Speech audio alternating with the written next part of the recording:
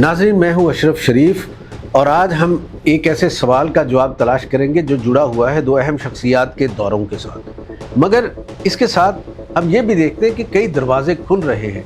आखिर क्यों एक तरफ पाकिस्तान के वज़ीर आज़म सऊदी अरब का दौरा करते हैं और अहन इसी वक्त field marshal Asim Munir Iran पहुँच जाते हैं?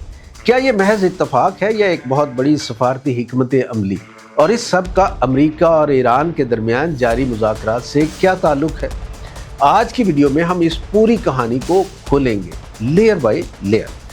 और इसका पस मंज़र नाज़रीन ये है कि पहले ये समझना ज़रूरी है कि हालिया दिनों में जो इस्लामाबाद मुज़ाकरात हुए वो महज एक मामूली सफारती मुलाकात नहीं थे, बल्कि ये मुज़ाकरात 2026 की ईरान जंग और इस जंग बंदी को मुस्तहकम करने की कोशिश थे, जो 21 घंटे जारी रहे मगर किसी हतमी नतीजे पर नहीं पहुंच सके। इसका मतलब नाकामी नहीं बल्कि एक नए मरहले का आगाज़ है, क्योंकि अमेरिका और ईरान दोनों ने मुज़ाकरात जारी रखने पर आमादगी ज़ाहिर की और पाकिस्तान अब एक मरकज़ी सालिस बन चुका है।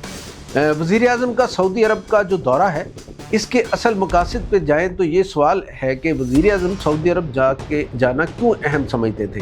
देखिए, सऊदी अरब सिर्फ एक मुल्क नहीं बल्कि पूरे खलीजी ब्लॉक का मरकज़ है। इस वक्त खलीजी ममालिक ईरान से खौफज़दा भी हैं और अमेरिका के साथ जुड़े हुए भी हैं। ऐसे में पाकिस्तान के वज़ीर आज़म का दौरा दरअसल खलीजी ममालिक को एतमाद देना, ईरान के ख़िलाफ़ मुमकिना रद्द-ए-अमल को कंट्रोल करना और सबसे बढ़कर अमेरिका ईरान मुज़ाकरात के लिए रीजनल सपोर्ट हासिल करना है। रिपोर्ट्स बताती हैं कि ये दौरा इसीलिए किया जा रहा है ताकि आइंदा मुज़ाकरात के लिए फ़िज़ा हमवार हो सके। जनरल आसिम मुनीर का ईरान जाना असल मिशन है और असल ताकत के पहलू की तरफ फील्ड मार्शल आसिम मुनीर का ईरान जाना जो है, ये महज एक रस्मी दौरा नहीं बल्कि एक हाई स्टेक डिप्लोमेटिक मिशन है, क्योंकि वो अमेरिका का पैगाम लेकर ईरान गए हैं, अगले मुज़ाकरात की बुनियाद रख रहे हैं और दोनों फरीकों के दरमियान एतमाद बहाल कर रहे हैं। और रिपोर्ट्स ये बताती हैं कि पाकिस्तान के ईरान और अमेरिका के दरमियान जो पैगामात का तबादला है वो भी करवाया जा रहा है और यही वजह है कि पाकिस्तानी फ़ौजी क़यादत बराह रास्त इस अमल में शामिल है और दोनों दौरों में असल ताल्लुक़ कोऑर्डिनेशन का है। अब सवाल ये है कि इन दौरों में ताल्लुक़ क्या है? जवाब इसका ये है कि जी हाँ, बहुत गहरा ताल्लुक़ है। ये दरअसल टू ट्रैक डिप्लोमेसी है। ट्रैक इसका वन ये है कि वज़ीर आज़म, खलीजी ममालिक, सऊदी अरब, ये सब मिलके रीजनल अलाइनमेंट बनता है। और ट्रैक टू ये है कि field marshal Asim Munir Iran जाते हैं, डायरेक्ट निगोशिएशन चैनल है ये, यानी एक तरफ पाकिस्तान अरब दुनिया को मैनेज कर रहा है, ये नुक्ता समझने वाला है, और दूसरी तरफ ईरान को अंगेज कर रहा है। ये एक मुकम्मल डिप्लोमेटिक बैलेंसिंग एक्ट है और अमेरिका ईरान मुज़ाकरात में अहमियत रखता है।